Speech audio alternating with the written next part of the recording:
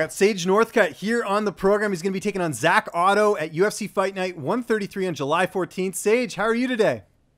I'm doing good. Thanks for having me. No problem. It's great to talk to you. And I think the big storyline going into this fight is that you're moving back up to 170 pounds. Why did you decide to move back up from lightweight? Oh, yes, sir. Well, my last few fights at 155, the weight cut's been pretty tough the last few pounds. My body kind of stopped sweating. I could make the weight. It's just that I'd rather go out there and put on a great show and try to go out there and finish off my opponents. So I feel like 170 is more of a natural weight for me, and I'm looking forward to it. And with that said, how has training camp been this time around, not having to worry about those extra 15 pounds? Oh, training camp's been great. Every single time, the past few times, the Team Alpha Male has been awesome. So, I mean, my coach, Uriah Faber, all the coaches at the gym, my teammates, everybody helps each other out, and it's great. Well, let's talk about your last fight. You got that unanimous decision win over T-Belt Goody at UFC Fight Night 126. I know you didn't get the finish, but you must have been pretty happy with your performance in that fight.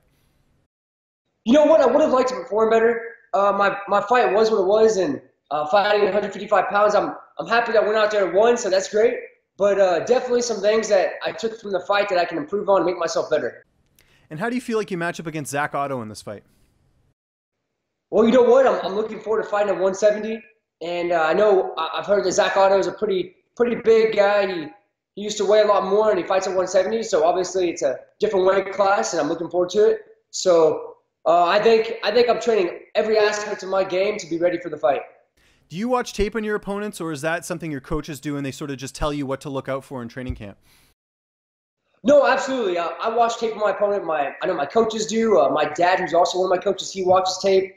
Uriah Faber watches tape. Everybody. So and I think it's definitely important. That's excellent. And of course, you train at Team Alpha Male now. You're in California training there. How did that all come together initially with you going out there and leaving Texas and training out there? Well, you know what? I've actually tried going to a few different gyms before just to check them out to see if they're the right fit for me. And I wanted to go train with some friends of mine.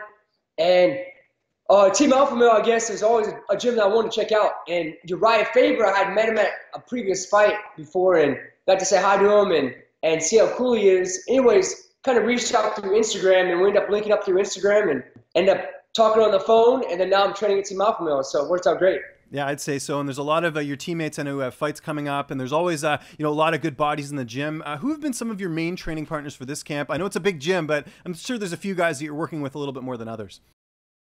Yeah, you know what? There's some big guys at Team Alpha Male. Normally people think of the 145 or 135 guys at Team Alpha Male, but there's guys that are 170 that are the champion in different leagues or that are the top guys in their leagues they compete in, and also have plenty of UFC fighters. I'm training with Darren Elkins. I have Chad Mendez, who's a friend of mine, training partner. I have so many different people that I'm training with, so it's great.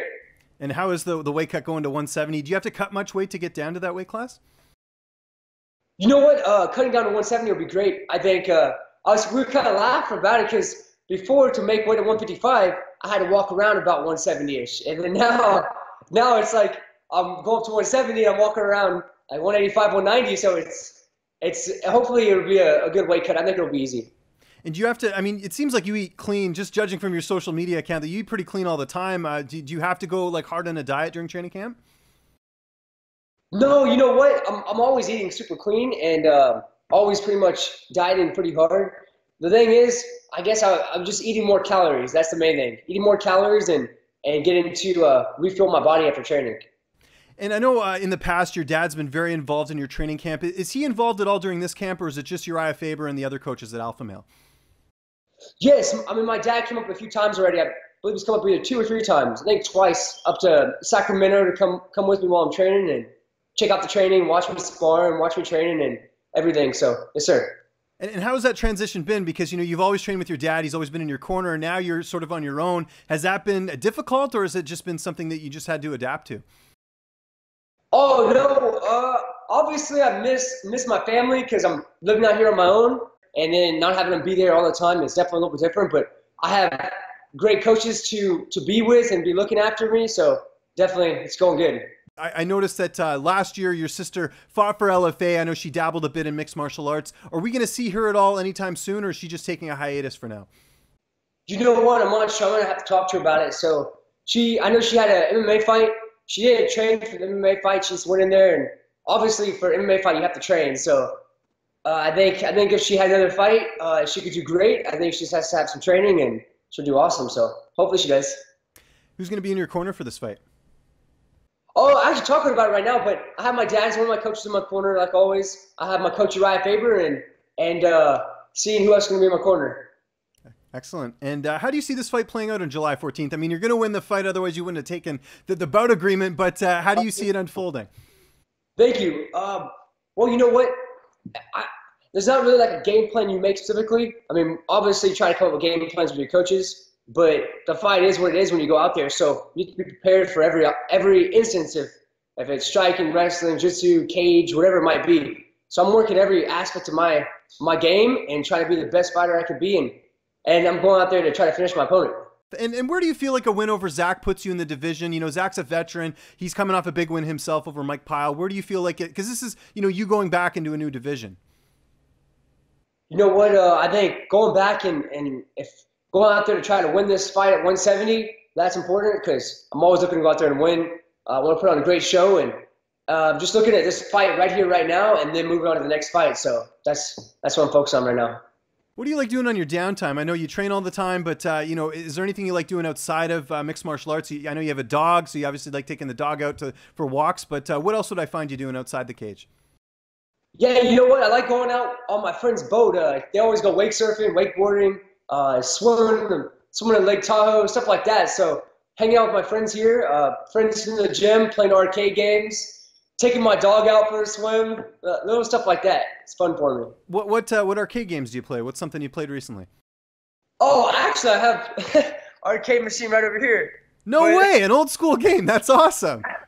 Yeah. So what do you have on there? Is that Space Invaders, like one of the old school ones?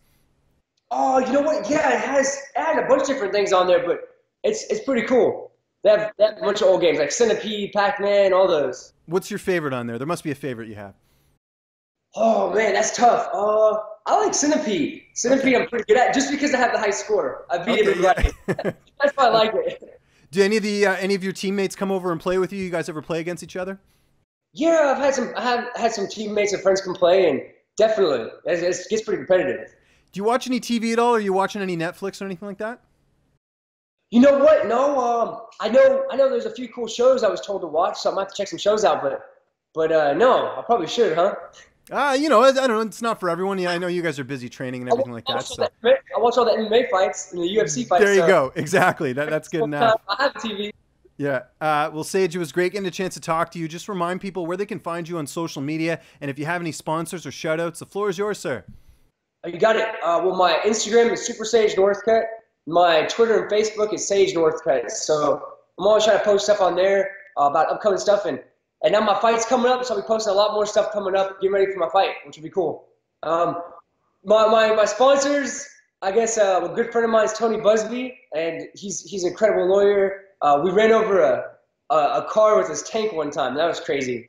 We always do crazy stuff. I know my fight's coming up, so we'll probably do something crazy. So you can probably tune in for that. And also Labrada Nutrition, they're amazing. Labrada with their supplements and Trifecta with their food.